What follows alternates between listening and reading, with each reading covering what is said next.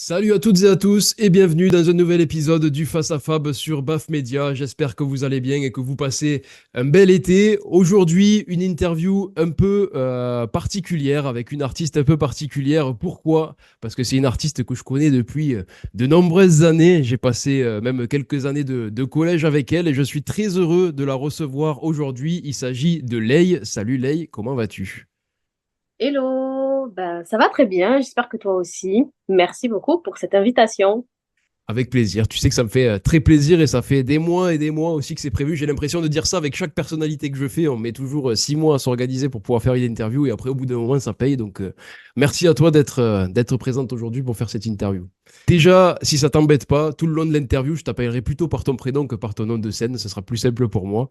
Tu diras ton prénom juste après dans l'entrevue de l'invité pour le faire découvrir aux gens qui ne te connaissent pas forcément.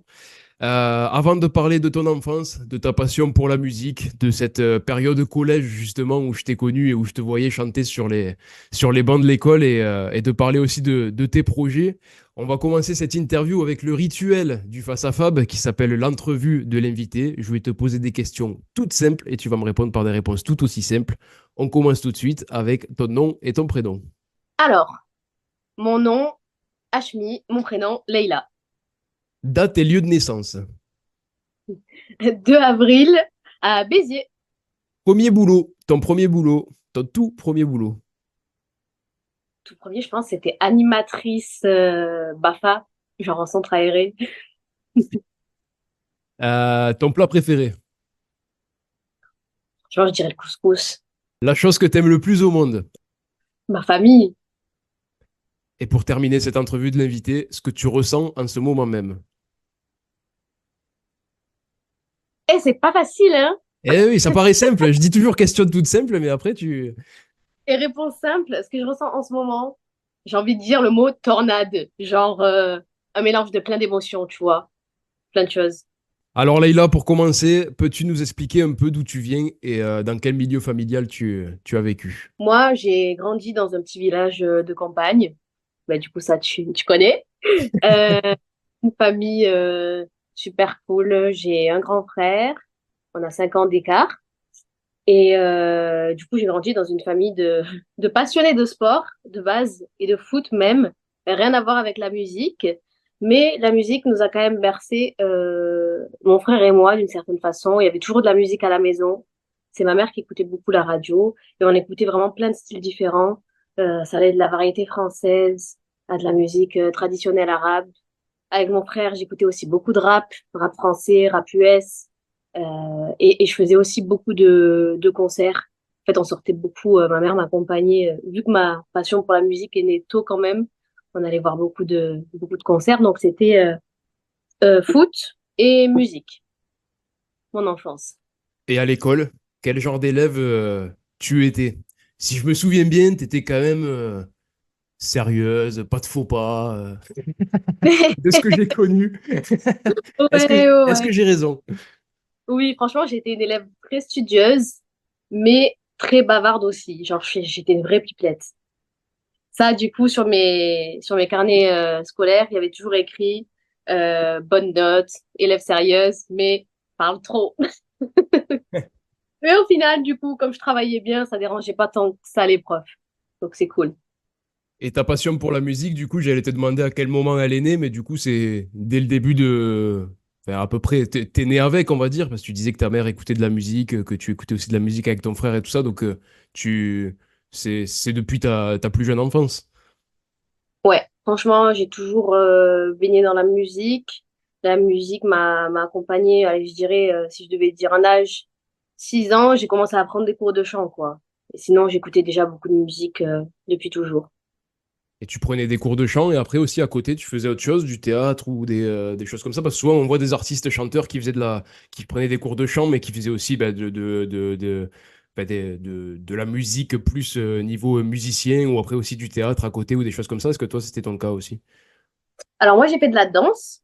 J'ai fait un petit peu plusieurs styles de danse quand j'étais plus jeune. Ensuite, j'ai pris des cours de piano à l'âge de 10 ans. Donc j'ai fait un peu de conservatoire, un peu d'école de musique.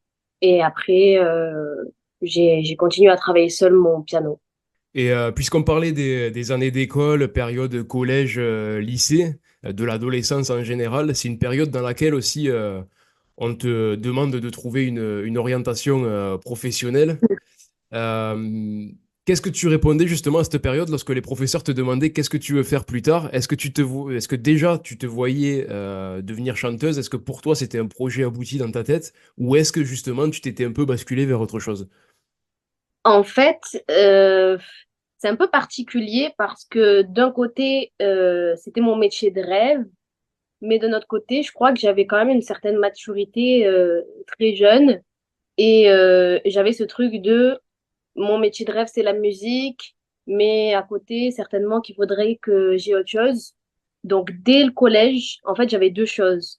J'avais des métiers, en fait, qui tourneraient plutôt autour de l'aide, de la psychologie, de l'humanitaire, parce que c'était quelque chose qui me plaisait énormément. Et après, allez, la musique, c'est plus fort que tout, c'est le métier de rêve, mais je savais que c'était difficile déjà à cet âge-là et que fallait pas que je me mette de pression, qu'il fallait voilà, qu'il fallait que quand même j'ai autre chose en tête. En fait, j'avais déjà une maturité à cet âge-là, mais j'avais les deux en tête. Et à cet âge-là, justement, c'est aussi un âge, enfin, même un peu plus tard, plutôt période lycée, voire un peu plus après, c'est aussi un âge où tu pouvais peut-être penser à à t'inscrire à des télécrochets, comme à l'époque la Nouvelle Star, ou même il y avait The Voice qui débutait aussi, et maintenant, en plus, tu as la Star Academy qui est revenue en bombe. Mais est-ce que tu as pensé à ça? Est-ce que tu as déjà fait des castings, justement, pour ce genre d'émission, et est-ce que tu y penses toujours?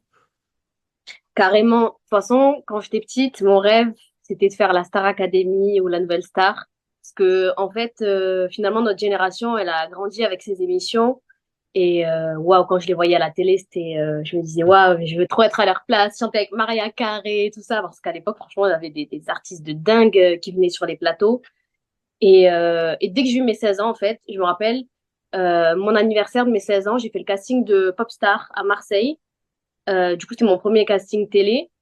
Et ensuite, j'ai tout essayé. J'ai fait Popstar, Nouvelle Star, The Voice. Et il y a beaucoup d'étapes avant la télé, donc Ouais. j'ai jamais été jusque là. Mais c'était un truc que j'avais trop envie de tester. Et aujourd'hui, ça reste encore dans un coin de ma tête quand même si c'est moins important que quand j'étais plus jeune. Ouais. Après, à 27 ans, c'est vrai que des émissions comme bon, la Nouvelle Star, ça n'existe plus, mais comme la Star Academy, je pense que c'est un peu trop tard, malheureusement, parce que maintenant, il faut être très jeune pour se lancer là-dedans. Après, peut-être The Voice, ça peut Ouais. toujours être une opportunité. C'est quand même un énorme barnum télévisuel, donc ça pourrait être une belle expérience pour toi. En tout cas, si tu y arrives un jour, je te le souhaite, je suivrai ça avec attention à la télé. Alors, depuis plusieurs années maintenant, Leïla, tu as quitté ta ville d'origine, Béziers, pour t'installer à Cannes, si je dis pas de bêtises. C'est ça. Pourquoi cette envie de changement? C'est par rapport aux opportunités? Tu avais plus de chances d'avoir des opportunités et des portes ouvertes du côté de Cannes plutôt que de Béziers? Qu'est-ce qui a fait que tu as décidé de quitter un peu ta famille pour partir du côté de Cannes? Alors du coup, ça s'est fait pas forcément par choix. Si je dois vous faire un peu le processus, c'est que du coup, forcément, j'ai fait des études. Tout à l'heure, je parlais quand j'étais au collège, que je m'intéresse à la psychologie, etc. Donc, après mon lycée, j'ai fait une licence de psycho à Montpellier. Et ensuite, j'ai fait un master et le master était à Nice. Donc, en fait, j'ai dû quitter la région de Béziers, Montpellier, etc. pour m'installer sur la Côte d'Azur. Donc, de base, rien à voir avec la musique. Surtout que la Côte d'Azur n'a pas forcément plus d'opportunités. Si on parle opportunités, il faut monter sur Paris, quoi. Côte d'Azur, il y a des choses évidemment et j'ai la chance d'avoir, j'en parlerai après, rencontré des super personnes ici, mais voilà, c'était plus par rapport à mes études. Du coup, professionnellement, de t'installer sur la Côte d'Azur après, au niveau de la musique, qu'est-ce que ça t'a apporté? Sans dire le nom des connaissances que tu as pu faire, parce qu'on risque d'en parler juste après. Mais qu'est-ce que ça t'a apporté par rapport à aux expériences que tu avais vécues plus du côté de Béziers et de Montpellier? Du coup, je dirais que déjà, ça m'a sorti un peu d'une zone de confort. Je suis partie un peu de zéro. J'ai atterri dans une région que je connaissais pas et du coup, je devais tout recommencer. Me faire connaître dans une région où personne ne me connaît, refaire mes contacts, etc. Donc, du coup, je pense que c'est plutôt d'un côté se forger mentalement, etc. Ça m'a beaucoup apporté. Et puis après, voilà, me pousser à faire mon réseau, etc. Et c'est là que du coup, j'ai pu rencontrer quand même des personnes qui m'ont accompagnée. Justement, tu es également très proche d'un fabuleux artiste, trompettiste reconnu mondialement, qui s'appelle Ibrahim Malouf. Je ne sais pas si ça parle à tous ceux qui nous écoutent, mais vous allez entendre parler un peu de lui. Et franchement, c'est un artiste exceptionnel. N'hésitez pas à aller le voir d'ailleurs sur les réseaux sociaux, parce que quand on regarde tout ce qu'il fait, c'est incroyable. Comment tu es entré en contact avec lui? Parce que c'est quand même dingue d'être suivi par un tel artiste. Alors du coup, comme je dis, c'est grâce un peu à la magie des réseaux sociaux. Même si j'ai mis du temps à me mettre dessus, finalement, ben, ça a apporté de belles choses. J'ai fait une reprise, j'avais chanté par-dessus son morceau Run the World de Beyoncé, que lui-même avait repris. D'accord. Donc lui, il était à la trompette et moi, j'avais fait voilà, une petite impro dessus, j'avais publié. Et du coup, il avait vu cette vidéo et de là, on a commencé à discuter un petit peu, il s'intéressait à ce que je faisais. Et du coup, il est venu quelque temps après que je me sois installée, genre vraiment très peu de temps après que je me sois installée à Nice. Il est venu sur Nice, donc j'ai pu le rencontrer à ce moment-là. Donc du coup, un peu le destin a bien fait les choses et donc voilà. C'est à partir de là qu'il est devenu mon mentor et qui m'a accompagnée. Et il t'accompagne aussi, on parlera après du single, mais il t'accompagne aussi du coup pour la création du single et de tes prochaines musiques. Il t'accompagne aussi là-dessus où il y a vraiment que d'autres personnes qui travaillent dessus et lui, pas forcément, il est juste là pour suivre. Alors, il est vraiment là plutôt comme un mentor, mais il me conseille, je lui fais écouter beaucoup de choses que je fais, voilà, avec son oreille, son expérience, voilà, il me fait beaucoup de retours. C'est un peu un travail entre lui, les compositeurs avec qui je travaille, voilà, c'est un travail d'équipe. Et puis son équipe aussi, du coup, le label avec qui je travaille, voilà, on est plusieurs personnes à collaborer. Et tu parlais d'une vidéo que tu avais mise sur les réseaux sociaux par rapport à Ibrahim Malouf qui l'avait vue. Et si je dis pas de bêtises aussi, il y a une autre star internationale qui a vu une vidéo que tu as postée sur les réseaux sociaux, qui t'a même répondu en mettant plusieurs cœurs en commentaire, qui s'appelle Alicia Keys. Est-ce que tu peux nous raconter un petit peu l'anecdote? Parce que c'est quand même un truc de dingue. J'imagine que quand tu as reçu le commentaire marqué Alicia Keys a commenté votre vidéo, tu as dû te dire, oula, c'est un fake ou c'est quoi le truc Ouais, j'ai rien compris. Franchement, euh, ah oui, parce que du coup, en plus, cette vidéo aurait pu ne jamais sortir parce que je venais de me faire opérer des dents de sagesse. Et en fait, ça faisait un moment que je voulais enregistrer cette vidéo. Mais du coup, j'ai eu ce problème qui a duré un petit moment où j'ai galéré à récupérer. J'arrivais pas à chanter, etc. C'était une catastrophe. Et je sais pas pourquoi je me disais, il faut absolument que j'enregistre cette vidéo et tout. Du coup, c'était un duo, les duos TikTok, où tu as d'un côté l'artiste et toi, tu chantes à côté. Et du coup, on est côte à côte. Et je publie la vidéo sur TikTok, Instagram, etc. Et je l'identifie parce que j'identifie toujours les artistes. Et une semaine après, je rentre du studio, je me gare et je vois une notif, Alicia Keys. Et en fait, je percute pas trop, tu vois. Je commence à paniquer intérieurement. Je finis de me garer, j'ouvre toutes mes notifs, je vois une première. Alicia Keys a liké votre vidéo. Ensuite, Alicia Keys a commenté votre vidéo. Et après, Alicia Keys a mentionné votre nom dans sa Sa story? story. Ah, elle avait repartagé en story aussi? Puis aussi. Donc, Ah, du coup, mon cœur, il battait super fort. J'ai rien compris. Donc, j'ai tout ouvert. Et je vois du coup la pastille bleue et je vois que c'est vraiment son compte officiel. bah, quand tu regardes le nombre de millions d'abonnés, oui, je pense que. Ouais. Voilà. Et donc, du coup, j'ai pété un câble. J'étais là, mais c'est un truc de malade. Genre, ça m'a trop, trop touchée, ça m'a donné tellement de force. J'étais trop contente. Et ça va paraître fou, mais ce genre de truc, c'est tellement incroyable que du coup, je me suis imprimé le screen et les commentaires Tu l'as et je me suis encadré. encadrée. Mais oui, premier degré. Parce que ça donne trop de force, en fait. Peu importe si c'est même pas directement elle qui a commenté, je sais pas, mais je me dis, Ouais, mais elle rien a que, été, tu vois. rien Donc, qu'un like, déjà, moi je le vois sur mes interviews, déjà quand il y a une personnalité que t'aimes bien qui like ta publication, ça montre que malgré tout il a bien aimé, et donc même s'il laisse pas forcément de commentaires, et toi ben, ça te fait du bien, et c'est ça aussi qui fait avancer, parce que ça te donne beaucoup de force. Donc j'imagine que c'était un truc de fou, et puis là c'est Alicia Keys quand même, c'est pas c'est n'importe ça. qui.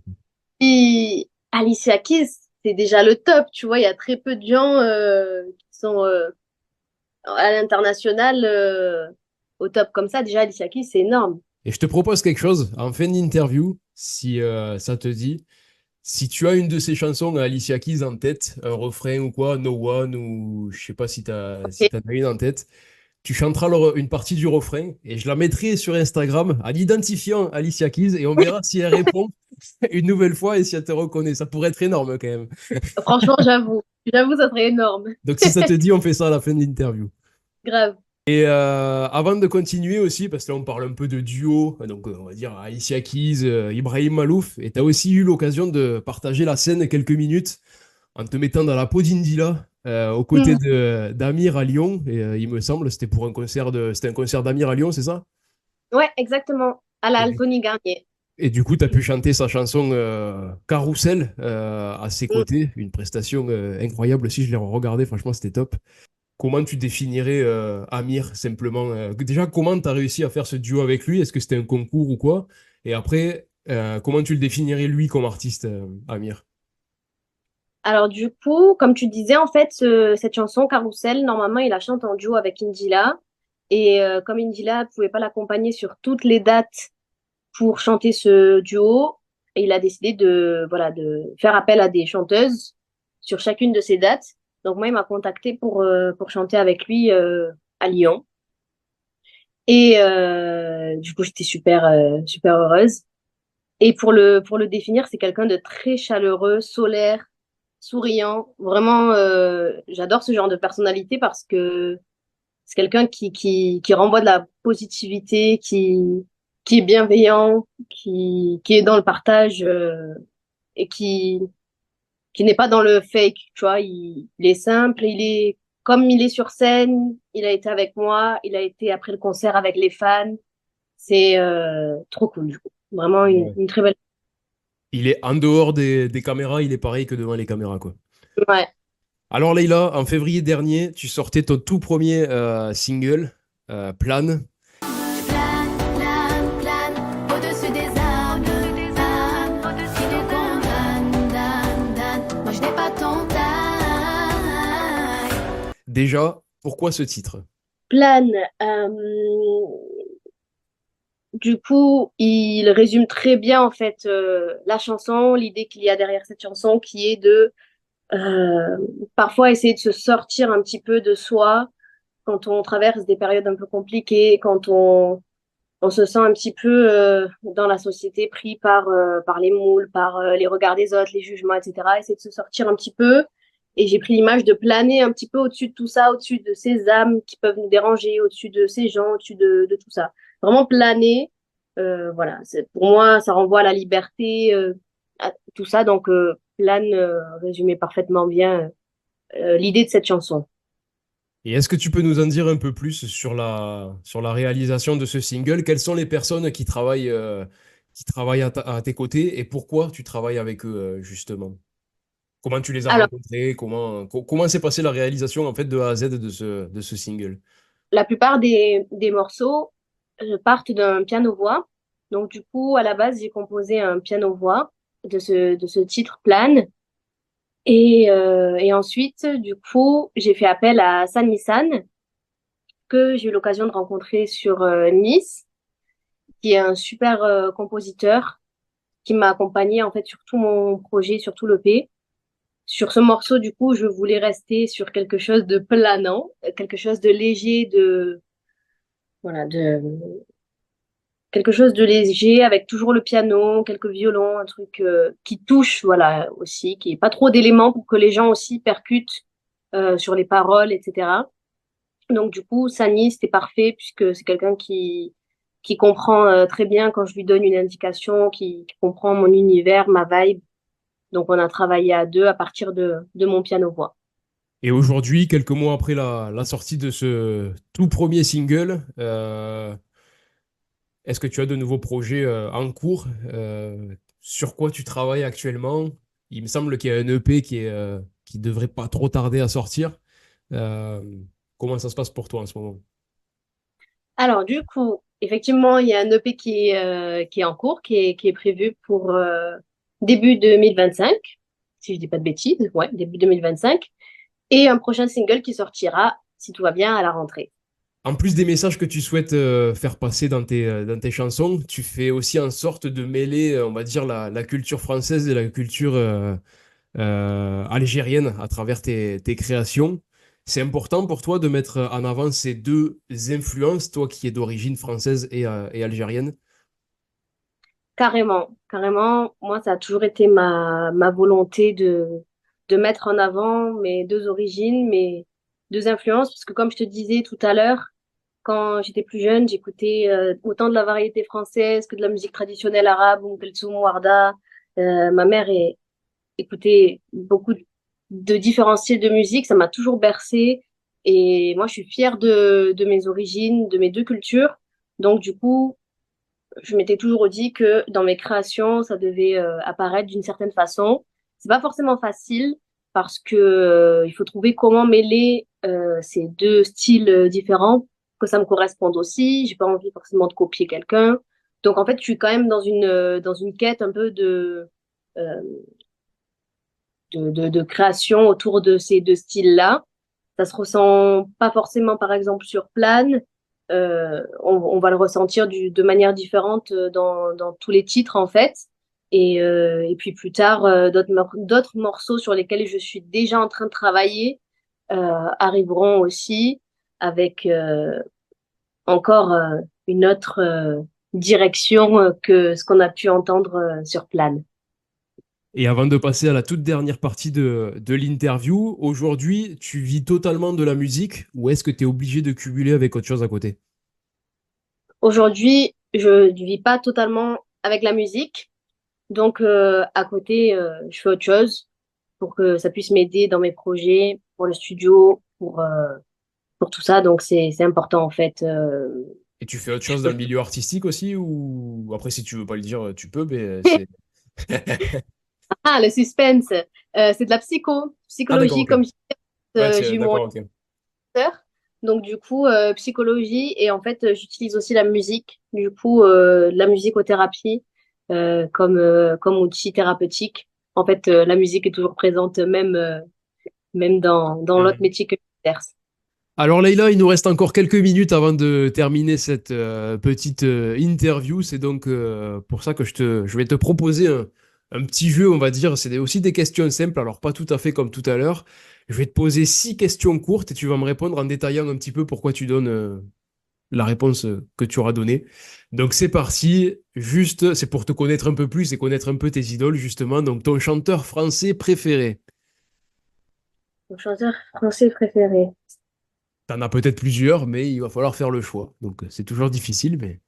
Hum, Ah, c'est dur. Franchement, je pense à Kalash, c'est un rappeur martiniquais. Enfin, il rappe, il chante, il sait tout faire. Il fait partie de mes artistes préférés. Je pense à Kalash, mais c'est dur. Ah oui, oui, ben, c'est le but, c'est le but. Ta chanteuse française préférée? Aïe, aïe, ma chanteuse française préférée. Punaise. Laisse-moi un petit peu de temps pour réfléchir. Pour être dans l'actualité, j'aurais dû te dire ta chanteuse québécoise préférée. Tu m'en aurais sorti une parce que vu ce Bah qu'elle a oui, non, fait ces derniers jours pas au... penser à Céline Dion parce que des chanteurs tu vois, moi je pense à des chanteurs qui chantent en français, mais carrément, Céline Dion, c'est la première qui m'était venue à l'esprit. Allez, on peut Euh, la... Allez, exceptionnellement, si tu veux, je te la mets dans les chanteuses françaises parce qu'elle a quand même... Elle est née avec la France aussi et vu ce qu'elle a fait là pour les Jeux Olympiques, c'était incroyable. Après, Zao, j'aime beaucoup Zao en vrai aussi. Zao, pourquoi? Par rapport à son style, par rapport à... Ouais, son timbre de voix, je le trouve particulier et il me touche beaucoup. Ouais. Alors, ta chanson française préférée? Ma chanson française préférée, je crois que c'est SOS d'Intérieur en détresse. Hmm. C'est peut-être, enfin je pense, la première chanson que j'ai appris avec ma prof de chant en français. Genre elle avait mis déjà la barre super haute et je la chantais Ouais. dans le cours de chant à Béziers, les alentours, tout ça. Je la chantais. Ça aussi, Ouais. c'est quand même une musique incroyable. Que ce soit Daniel Balavoine qui la chante ou Grégory Le Marchal, Vraiment. c'était un truc de ouf. Alors, ton chanteur international préféré? Chanteur international préféré. Ah, c'est dur. J'écoute, je peux pas citer une personne. Si, si, il faut. Il faut. C'est trop dur. Allez, C'est pas des questions faciles. je te laisse réfléchir. Je te laisse réfléchir et maintenant, on va passer du coup sur la chanteuse internationale préférée. Donc, ça va être la même histoire. Non, ça va. Ah, Chanteuse internationale préférée, Rihanna. Même si là, elle saoule un peu à rien sortir. Mais j'adore Rihanna. il fallait dire Alicia Keys. Si tu veux qu'elle repartage ta vidéo après. Rihanna, Alicia Keys. Mais en vrai, Rihanna, ouais, c'est son style de voix aussi, pareil, qui me touche beaucoup. Alicia Keys, en fait, je dis beaucoup Alicia Keys, Beyoncé, tu vois, c'est vraiment les Hmm. queens. Mais Rihanna, c'est ma chouchou, quoi. Rihanna, je la kiffe. Et pour terminer, même si je sais que tu es encore en train de réfléchir sur le chanteur international, que je vais pas te lâcher, ta chanson internationale préférée? Hero de Maria Carey, je dirais. C'est une trop belle chanson, elle me fait pleurer, mais c'est une de mes chansons préférées. Et du coup, pour finir ce petit jeu, ton chanteur international préféré?